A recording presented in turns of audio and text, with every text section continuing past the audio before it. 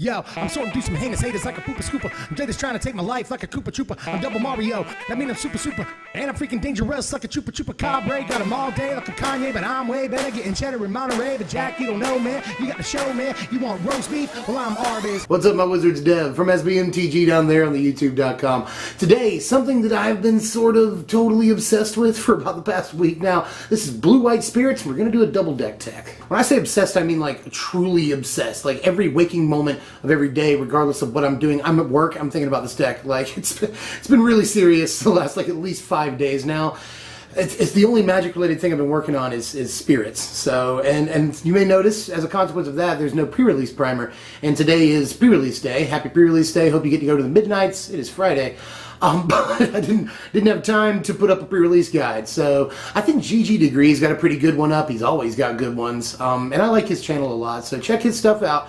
But I didn't have time to come up with a pre-release guide because this has been consuming my entire brain space for at least 5 days now. And today we'll see if me nearly losing my mind, which I guess is appropriate for the flavor of the set, is entirely worth it. We got two decks today, one a $50 budget deck, which isn't a terrible price, and there are definitely upgrades you can make. And then a more or less completely different competitive deck that's going to cost you about $200. But let's go ahead and hit you with the budget deck. I should start the budget deck by letting you know that this is basically a tempo deck. It lives on the early spots in the curve, 1, 2, and 3 mostly, and tries to mess up the opponent's tempo. Tries to mess with their turn sequences and keep them from doing what their deck is meant to do in the early game so that they ultimately can't get set up for the late game. Keeping that in mind, let's start the creatures here. There's 24 in the deck, all of them spirits in this deck. And we'll play 8 1-drops in this thing.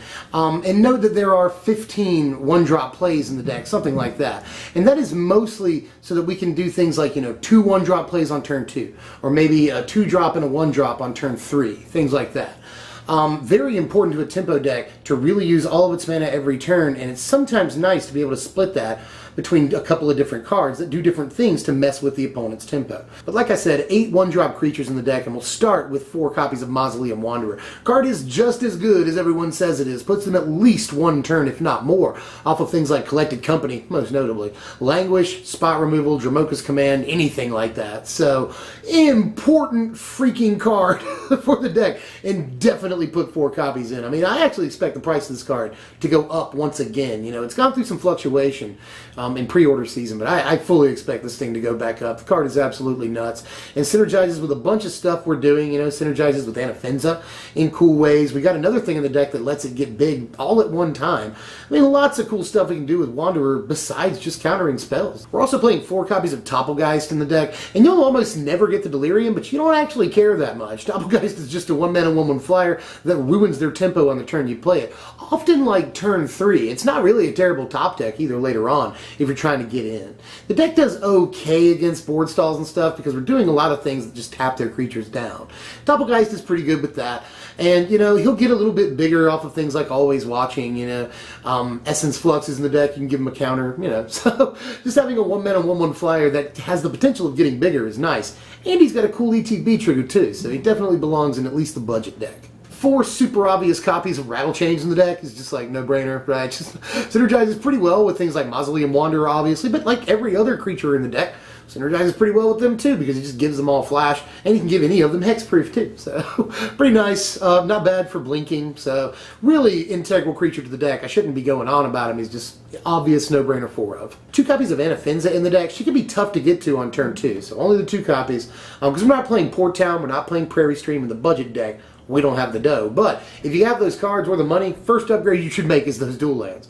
But she can be tough to get to on turn 2, but I still want to at least play a couple copies.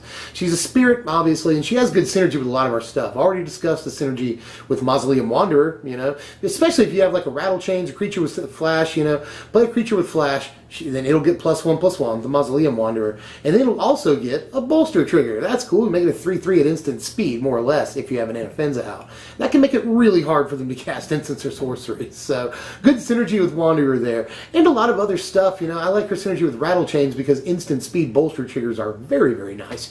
So, Anafenza, very, very good, and a good way to sort of make our creatures bigger. We are playing Always Watching in the deck, but it's good to have something else that can make our dudes bigger so they can stand up to some of the stuff stuff in this format. I'm playing 3 copies of Selfless Spirit in the deck, and this card is like super bonkers. Like, this card is fan-freaking-tastic. Like, it allows us to like double block and we just don't care. Like, we just like double block with 2 guys, kill a huge guy, and then just Selfless Spirit, you know? That's always good. It also obviously keeps us from getting hit by like Kozilek's Return or Radiant Flames, Planar Outburst, anything besides language basically. Any spot removal that we don't want to hit an important creature, we'll just sack Selfless Spirit. It's awesome. And it has good synergy. Synergy is the key word in this deck. Good synergy with Ojutai's command, you know, bring it back instant speed, sacrifice it, all your guys are indestructible. Add instant speed. That's all of this is good. Like Selfless Spirit is so awesome. And it's a 2-mana 2/1 flyer too. Good stats. So definitely goes in the deck.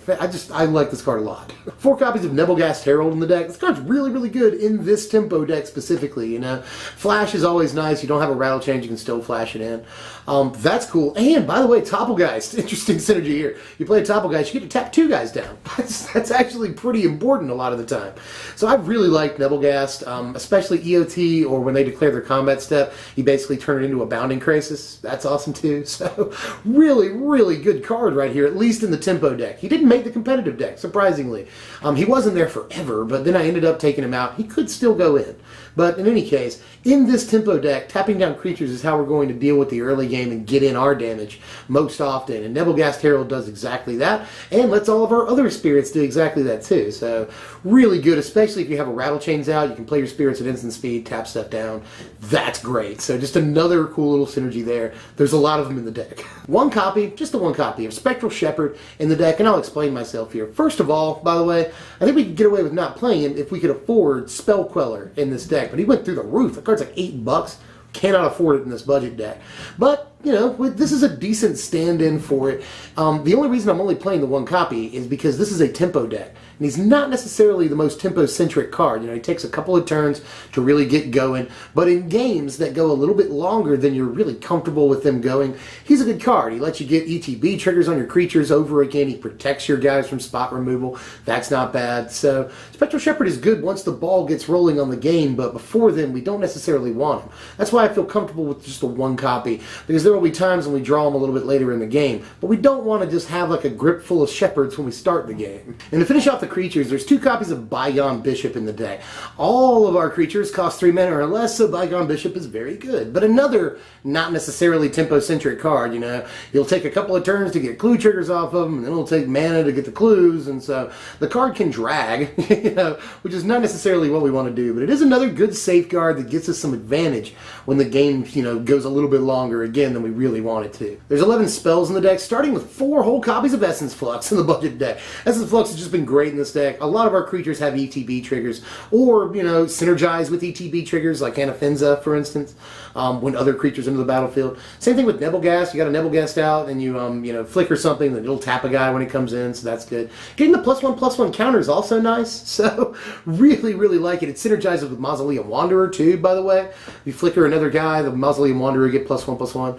So all of that is good. Essence Flux has just been fantastic in the budget deck. It can save a guy from removal and just blow out at the same time. You know, save a guy from removal, he gets +1/+1 counter when he comes back in, and Anafenza triggers, he, you know, Nebelgast triggers, and he gets to tap a guy. Like, the card is really good. I'm also playing 3 Clutch of Currents, which is basically copies 5 through 7 of Essence Flux, but it's also, you know, a way to remove creatures, which is important, and just for 1 mana, which is very good in tempo. Tempo decks traditionally like bounce cards, but notice that I didn't play Reflector Mage in the deck. You could play Reflector Mage in the deck. You have to take something out, but you could play Reflector Mage. It definitely made the competitive deck, so it could be in this. But anyway, traditionally, start that sentence over. Tempo decks really like bounce, and Clutch of Currents is a way to do it for just 1 mana. If a little bit later in the game, if we get there, we can play it for 5 and awaken a land. That's pretty cool. We can, you know, return one of our own creatures to our hand, get the ETB trigger off of it again. So Clutch of Currents has been good, either removing creatures or sort of blinking our own.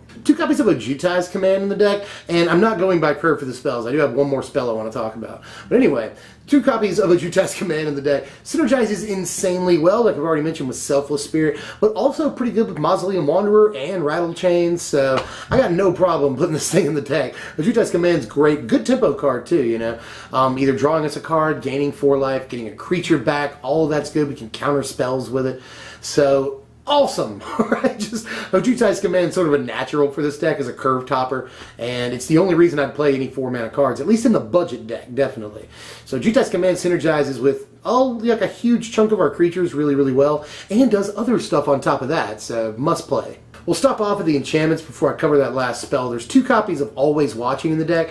I actually think it could be 3 copies, to be honest with you. I'm a big fan of Always Watching in the deck. You know, we've got a bunch of small flyers, and really, really good with something like Always Watching. We do chip damage for the first 3-4 turns. A little bit later on, we can drop an Always Watching once we have, you know, a good board presence, and end up dealing like 10 to 12 damage all in one turn off of small flyers. So Always Watching can sometimes just clean up the game for us once the turn we drop it.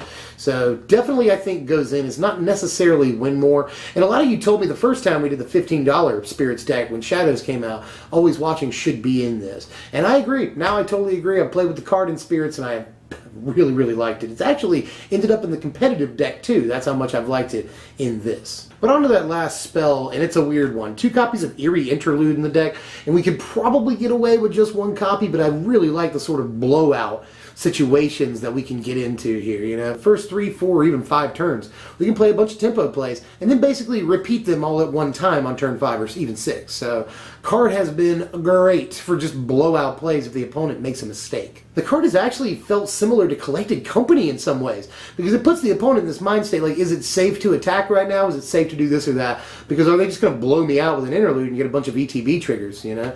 So it puts the opponent in a very similar mind state to playing against Collected Company, because they're never sure if it's truly safe, especially to swing in, or make blocks for that matter. Into the lands here, we're playing 23 of them in this deck, and they're just plains and islands, because that's what we got the dollars for. But again, if you have the dollars, go ahead and get the dual lands. They're the first upgrade I'd make to the deck. Here's our pretty important sideboard right here, and it'll just cost us an extra $10, making the total cost of the deck about $60 if you want to play exactly this sideboard.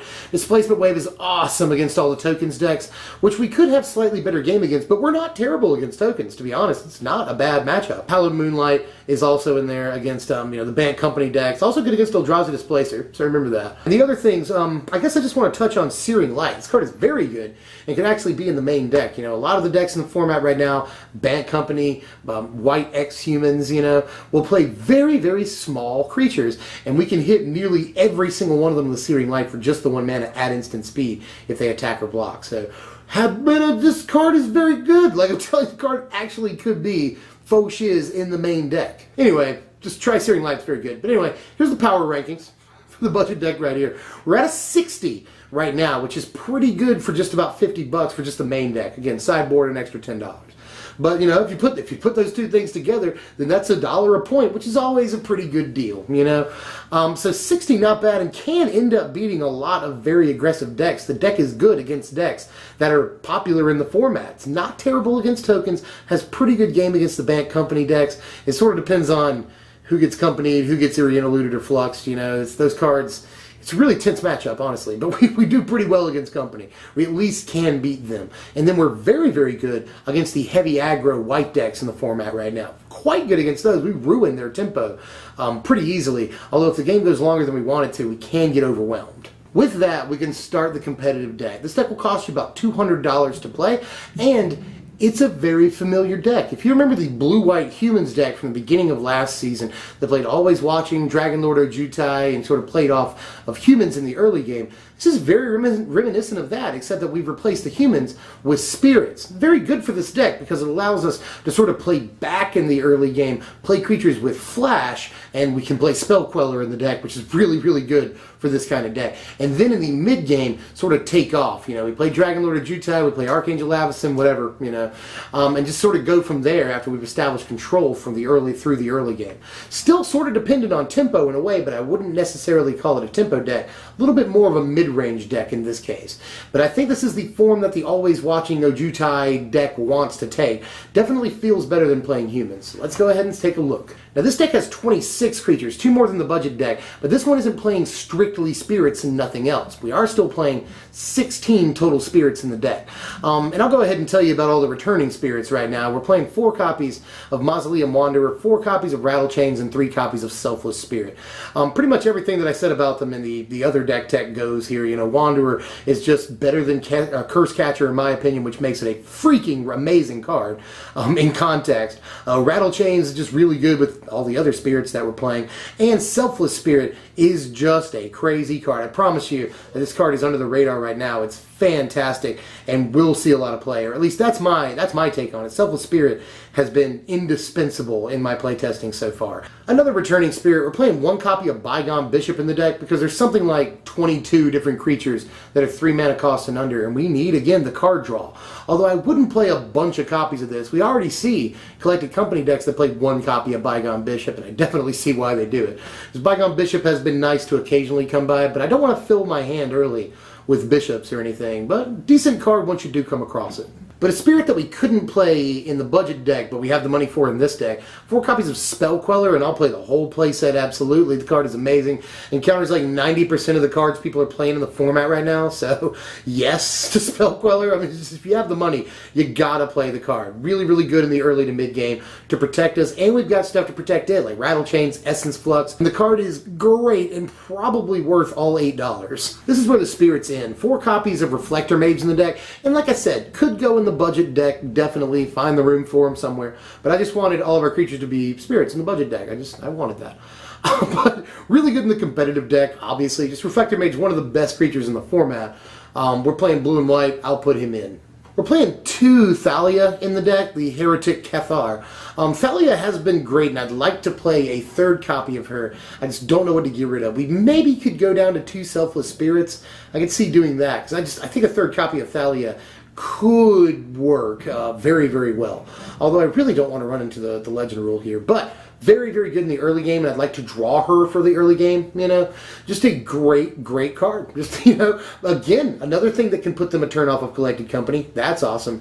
And good tempo play. Makes all their guys come into play tap. That's awesome for us, too. So the card's probably going to see play in, like, multiple formats. A lot of people think this definitely has the legs for Modern. I think this card is definitely worth all $7 or whatever it is right now, and will probably shoot up from there. So go ahead and get your copies. I'm serious. Thalia is ridiculous. 2 Archangel Avacyn in the deck. This card is great, by the way. This card is great. Obviously, everybody knows that. But the card is even better in this deck, where we do have Essence Flux. We can target this with Essence Flux if we want to. But we also have Selfless Spirit, which synergizes with this very, very well, because rather than sweeping all of our guys when she transforms, we can just make her sweep one of our guys. Selfless Spirit, you know? So really, really good synergy there. I think that's just one of the reasons Selfless Spirit is awesome, by the way. There's a lot of reasons, but the synergy with Anafenza is real. But Avacyn's good in her own right, obviously, and is a really good ETB trigger, especially with all the small guys we're playing. We're playing 2 copies of Dragonlord Ojutai in the deck to finish off the deck.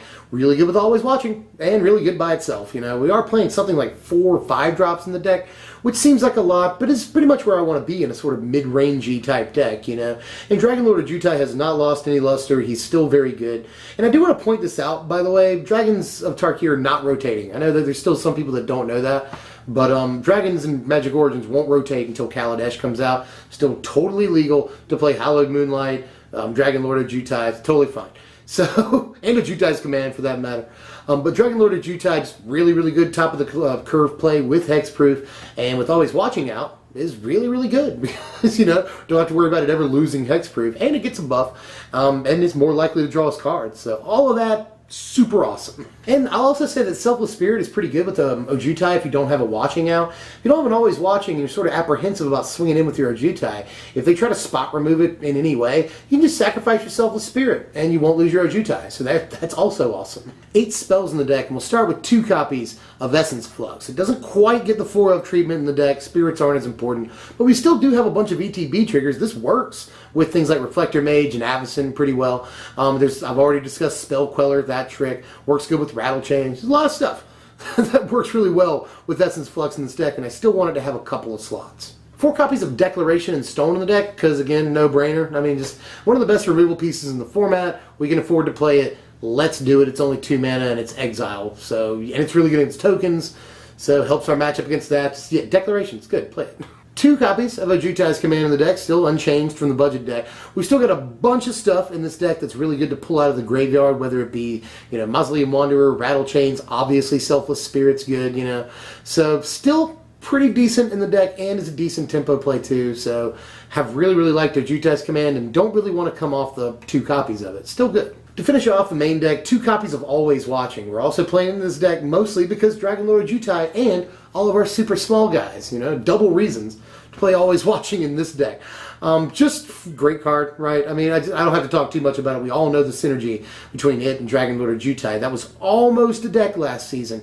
And I think by replacing the humans with spirits, it makes it an actual deck this time around. 24 lands in this deck, and this is just like the budget deck, except we've added, the dual lands. So look at it. This is basically what you want to do. Here's the sideboard for this deck, and it's relatively untouched from the budget deck. Actually, we just added Clash of Wills so that we can board into a more control-y type deck if that's what we want to do, That's been pretty good against some stuff. I like Clash of Wills in the early game against aggro. Honestly, it's a good 2-drop removal spell, sort of. Here's your power rankings for the deck. A final score of 68, very competitive score for this deck, and can beat a lot of the more popular decks in the format. Can beat tokens, can beat Bant Company if played correctly, and can beat all the smaller base, white aggro decks in the format. And those are arguably the 3 most important decks in the format. So good game against them makes a good deck right now. So try this deck out. Really good, not as tempo as the first deck, a little bit more mid-range, but really powerful plays at the very top end of the curve here. So give it a shot. I have really, really enjoyed both of these decks, and you could definitely build this first one first, the budget deck, and sort of ratchet up, as the season goes on, as you get the money, build into the non-budget deck here. But both decks are very viable. I actually think that budget deck is way better than the power score, the power rankings imply. The deck is fantastic. That is all that we've got for now, but there was a lot of response to our top 10 decks that we're doing in the future. A lot of people want the blue-red horrors deck, the sort of spell-based Bedlam Reveler / Thing in the Ice deck. A lot of people want that, and a lot of people want Delirium. But let me know what else you want to see. But those are the 2 decks that I'm considering the most right now. Also considering Mono White mid-range and the Eldritch deck. I have been doing a small amount of work on the Eldritch deck, but not much. It's mostly all been this deck. So let me know what you want to see next, and I will get right on that. But that is really all I've got for now. If you enjoyed the content, like it, share it, comment on it. Please let me know how you felt, and subscribe if you're new or if you just haven't done that yet. And it's actually much more important to me that you do all those things than I'm letting on right now. Just being really nonchalant, but it's actually like super important that you do those things. So do that, and I'll see you guys later. I'm Dev from SBMTG. Thanks for watching, my wizards.